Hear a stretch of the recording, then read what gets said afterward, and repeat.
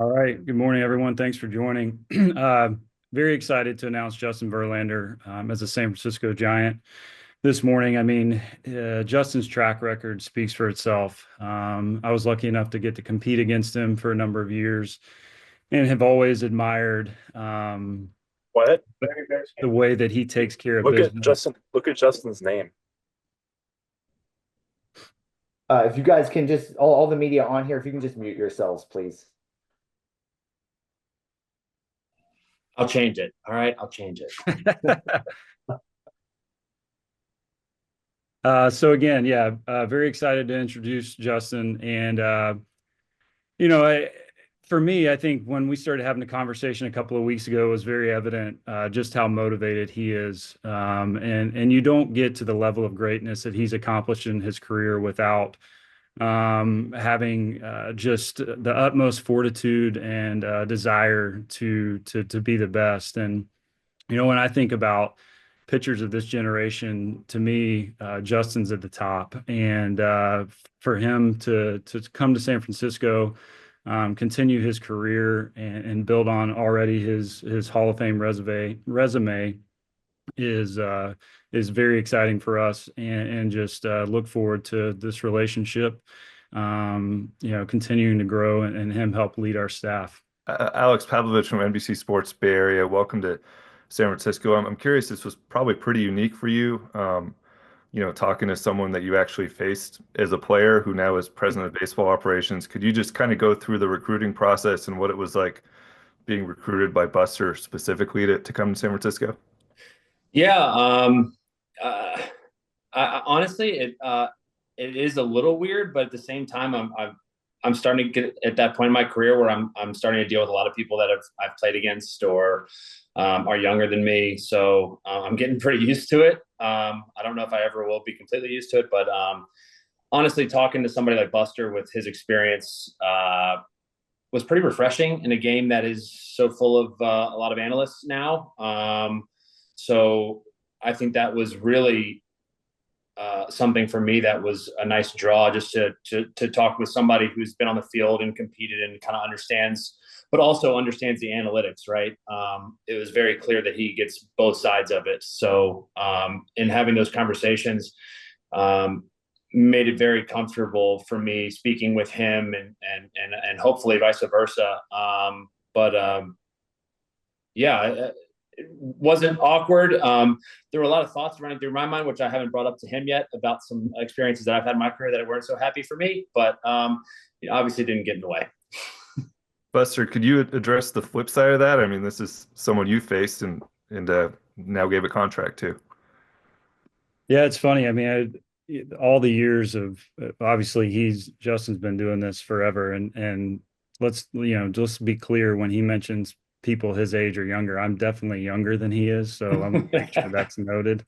Uh, it's Look, we hadn't really, obviously just playing against each other, but had no formal relationship, but felt like the conversations were just very easy. Again, like an opportunity to add a guy like this who's accomplished so much.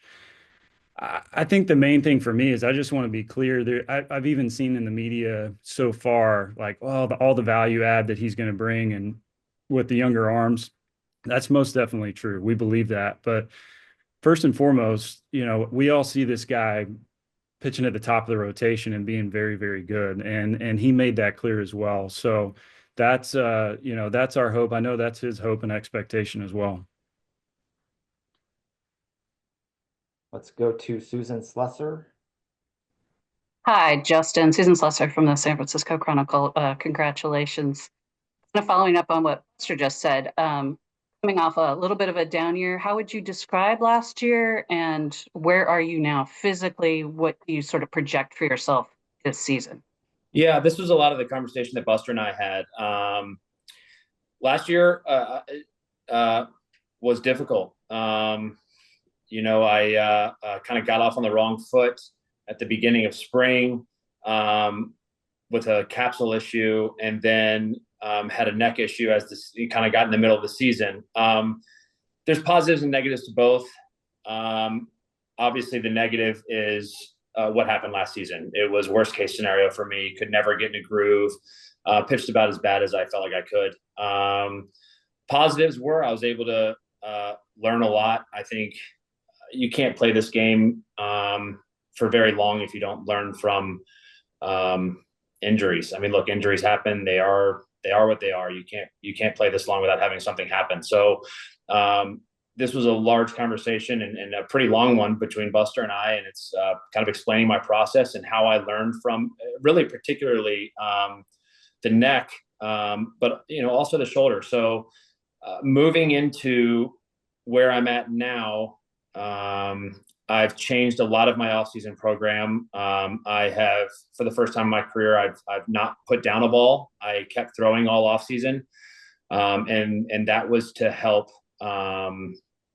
the shoulder issue that I had, and it was totally avoidable. It was my fault. I've always been somebody who just doesn't. I set down the ball and don't pick it up again for a few months, and then I've always been very lucky that I just pick it up and start throwing.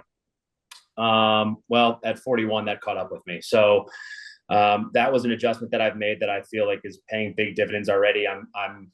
It's funny. I was having a conversation today with my throwing partner and just talking about how miles ahead of where I was last year at this time. Honestly, this time last year was my first game of like real catch, and I'm already up to 92 and trying to pull the reins a little bit, not overdo it. So that feels great. And then what I've learned from the neck, I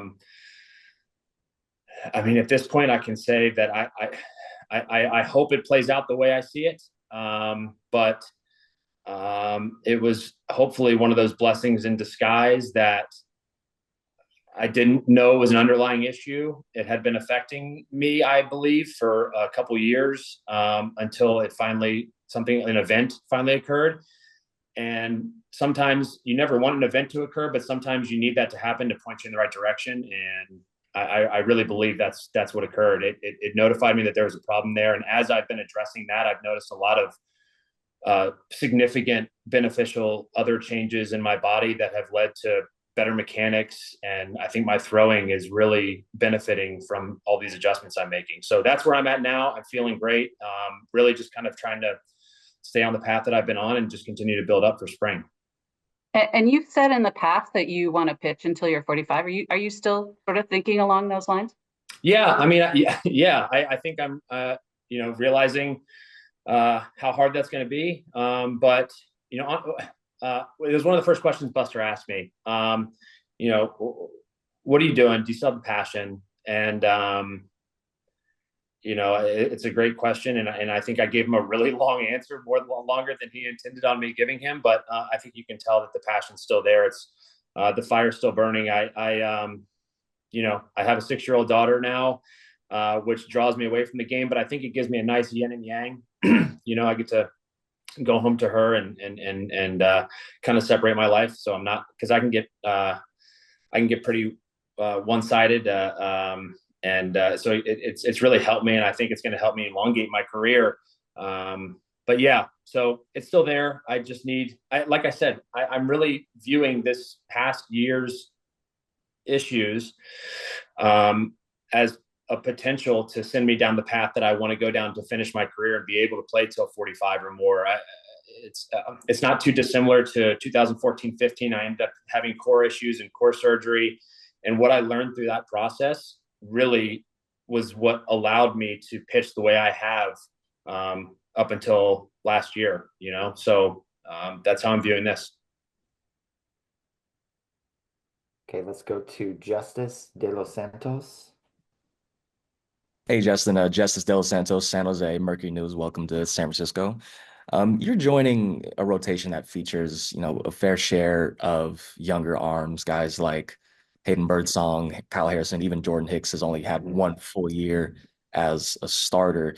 Who are the guys that helped you along when you were, making your leagues? I know Kenny Rogers was kind of similar as far as age gap with you guys and the guys you're joining.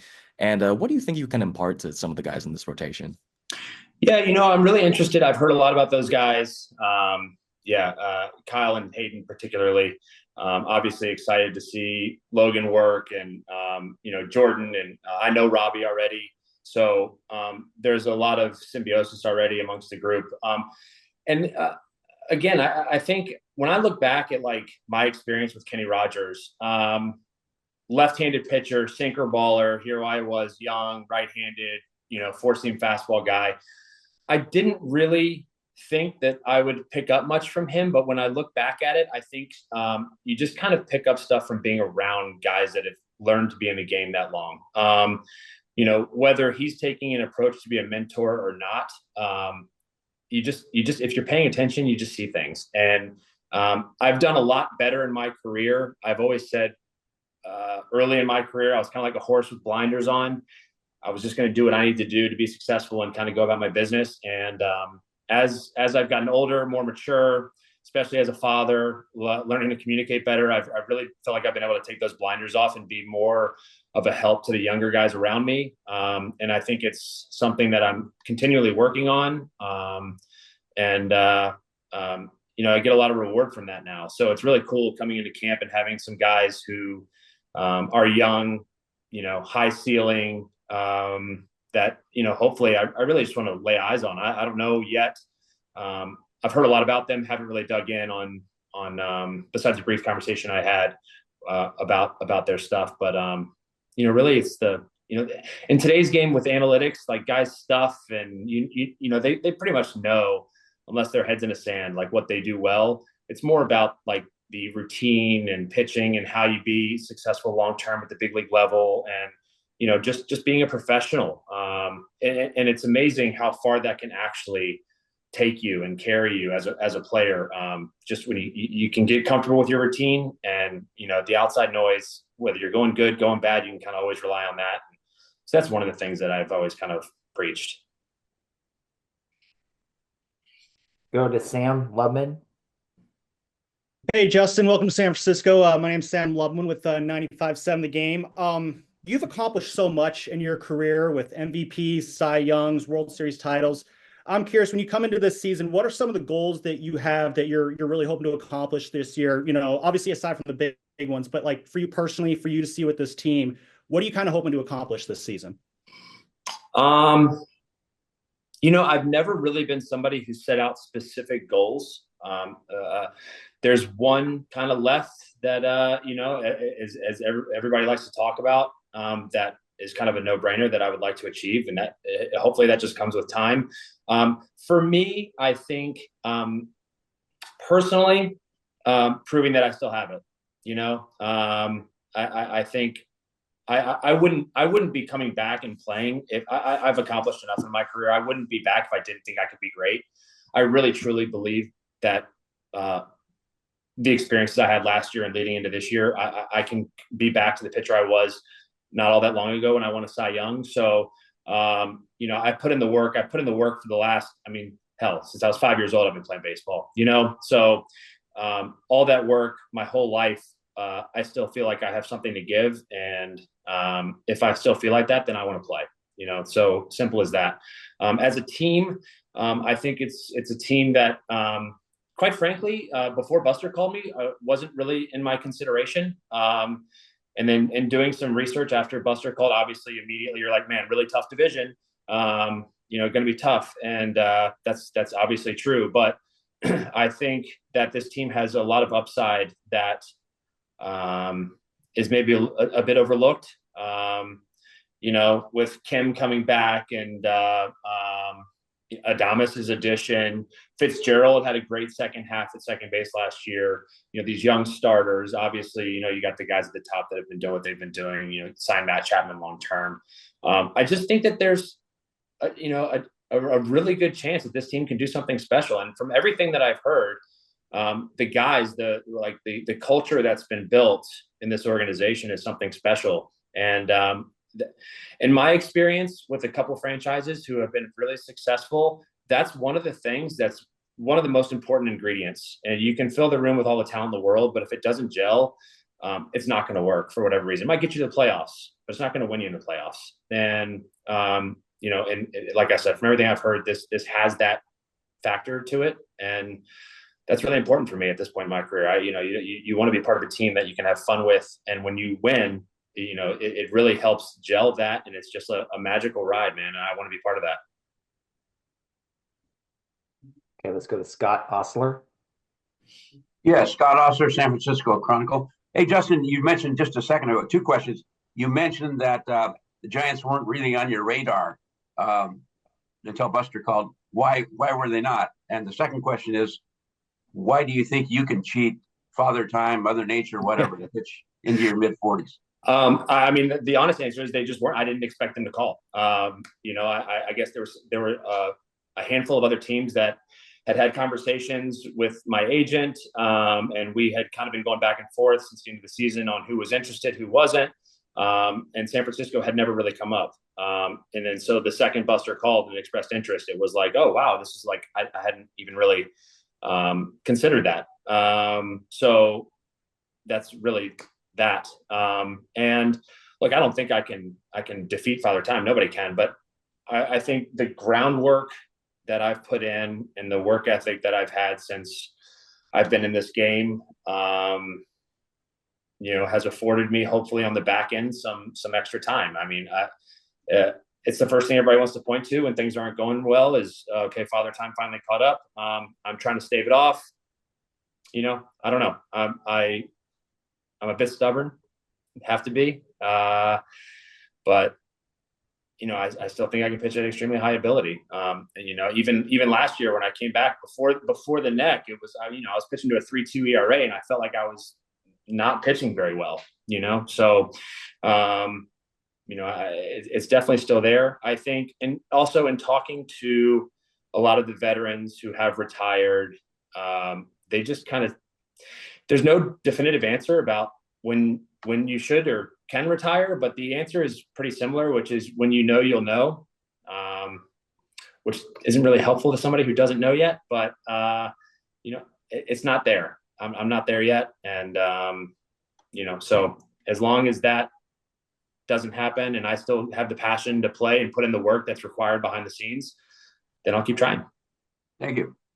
Mm-hmm. Go to Chris Alvarez. Hi, Justin. Chris Alvarez from ABC7 here in San Francisco. Welcome back to the Bay. You're talking a lot about the process of Buster kind of recruiting you. Are you going to be influential in recruiting new guys to this team, or have you done that in the past with your other stops? Yeah, a little bit. I told them when I was just there this weekend, if there's anybody that pops on your radar that you want me to give a call, let me know. Absolutely happy to help. I think also there's some insight that I can give. I've played with a lot of guys now, so there's also that insight that you get from the inside the locker room that I can help with. So yeah, absolutely, I'm willing to help. Okay, let's go to Matt Kawahara. Hey, Justin, Matt Kawahara with the Houston Chronicle. You mentioned other teams that maybe had some interest. Did you have any discussions with the Astros about a potential reunion? And now that this is official, how would you just kind of sum up your second stint with that team? I mean, look, I don't want to get into the ins and outs of who was involved and who wasn't, but I'll answer the second part. I've had a phenomenal ride with Houston. It's been a hell of a chapter of my career. The second chapter coming back from New York wasn't what I would have hoped. And when I got traded back, I did, I felt like I pitched pretty well, helped them get to the playoffs. Really last year left a sour taste in my mouth, not with the organization, just with myself. I hold myself to a standard that I want to pitch. It's why in my contract, I had 140 innings, somewhere around there, if to trigger my player option. If I didn't, and I could have fought for more, or not had that innings option when I was negotiating with the Mets. But I want to earn my keep. And I felt like if I didn't at least throw that many innings, I sure as hell didn't earn what I was making. So I didn't deserve to have the option for that anyway. So I wish I had pitched better last year. I wish the injuries hadn't happened, but look, man, I'm not somebody that lives in the past. I've had just like I said, a phenomenal run in Houston. And if that's done, it's done. Never know what's going to happen. Obviously I never would have forecasted going back as quickly as I did. So you never want to close a chapter on anything in this game, but this new chapter, I couldn't be more excited about, man. I can't tell you how refreshing, not refreshing, that's the wrong word. Exciting it is for me when you can tell the energy of not only the organization, but a lot of the players that reached out and how excited they are to have me here. Not that it wasn't exciting to be in Houston, but I've been there for 7 or 8 years now. So everybody knows me. You kind of lose that a little bit. So just having the guys reach out and everybody I spoke to, just especially once the deal was done, tell me how excited they are, means a lot. Okay, let's go to Ryan Leon. Hi, good morning, Justin. Congratulations. Wanted to ask you what your thoughts are on coming to a Giants team that, aside from 2021, has really struggled. They've really not kind of been in the media spotlight, and now you're kind of competing against teams like the San Francisco 49ers and the Golden State Warriors. How do you feel about trying to bring prominence back to the city of San Francisco and for the Giants franchise? Yeah, I mean, look, that's obviously not on me, but it's a group effort. I think that the organization is doing the right things and trying to win. They see that they have young talent on the horizon. They're trying to bring in the right pieces to accent that. You can see that with the moves they've made this offseason. I think if I was a Giants fan, I have a lot to be excited about. And yeah, you're competing against. I don't view it the same way as competing against the other franchises in the city. I think when things are going well with all franchises in a city, it's a pretty magical experience. You got everybody winning. It's contagious.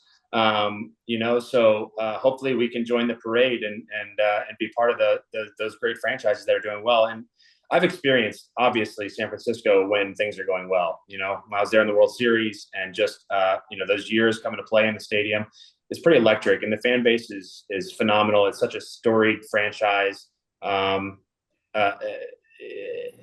It'll happen naturally if we just go out and do what we're capable of. Thank you. Okay, we'll take a couple more for Justin. Let's go to Marco. Hey, Justin, welcome to the Giants. Marco Ikolovich, Barrier Sports Wrap. You come in as a low risk, high reward type of acquisition. So depending on how this year goes for you, would you like to see yourself maybe signing again with this team after 2025 and maybe finishing your career here with the Giants? Yeah, that's a good question. I try not to get ahead of myself, just let things come as they go. Buster texted me, after everything went down and said, wouldn't it be something if you won 300 games in a San Francisco uniform? And God, wouldn't that be something? It's, you just, I could have never forecasted that I would have been in Houston for 7 or 8 years. It's just a funny game, man. You just don't know how you end up kind of like in a certain situation, and then it's nervous. It's you get angst because it's a brand new situation, people you don't know, and then all of a sudden it ends up being the best thing that ever happened to you. So I'm really looking forward to this year. Whatever the future holds, the future holds. I mean, I'm kind of that point in my career where if Buster wanted to sign me for a 4 or 5 year deal, I would have done it, but he didn't offer that. Okay, let's 2 more. Susan. This is probably a less pressing topic, but there's some interest in the Bay Area because you've worn 35 for much of your career. Obviously, that was Brandon Crawford's number here for a long time. Have you thought about your number? Have you talked to the Giants about what you might wear? Yes, it has come up. I'm still putting a lot of thought into this. Obviously, Brandon has had a legendary career there. I know that Buster reached out to him personally and he gave his blessing, but I haven't spoken to him yet personally. I also, I don't know, how do the fans feel about it? Does anybody have a feel on that? I don't know. I don't want to come in on a bad foot, but I would love the opportunity to wear my number for the San Francisco Giants. I mean, like I said, I understand the magnitude of the franchise, like one of the most storied franchises in Major League Baseball. So to get to wear like your number for that franchise is pretty cool. But at the same time, if there's another player who's come along and done something special, this is an interesting question, and I really don't have the answer yet. I think I'm hopeful that when I speak with Brandon, I'll get a little more clarity. I know, it's different hearing it from Buster and saying, "Hey, I spoke to Brandon, and he gave his okay." But I don't know. I just want to talk to him person to person and really try to get a feel for it. And I can pivot one way or the other. Great, thank you. And Chris. And Justin, based on some of your answers and your Zoom name, you have a sense of humor. I'm curious what kind of clubhouse guy you are and how you kind of deal with guys. Are you the fun guy? It seems like you're gonna be the fun guy in the clubhouse. I don't think I've ever been called the fun guy in the clubhouse, Chris, but I try my best. Look, man, I really have a strong belief that when you show up to the field, man, we're there to do one thing, that's to win. You do need some humor. You need to have fun. We're there at the field during the season more than we are with our family. So you need to have that like family atmosphere. You also, I think, need to hold people accountable. So you can't just be a jokester, man. You gotta, there's an expectation that comes with winning, and that expectation needs to permeate from everybody, myself, our manager, to the last player on the bench, to the coaching staff, to the training staff. It takes everybody to make a winning cocktail. And, I guess I think I'm somebody that can be jovial, but if something needs to be said or done, I've also kind of been that guy that can do or say that. I've had a lot of players that have had issues come up to me and kind of ask me to handle some stuff. So, I'm comfortable doing both.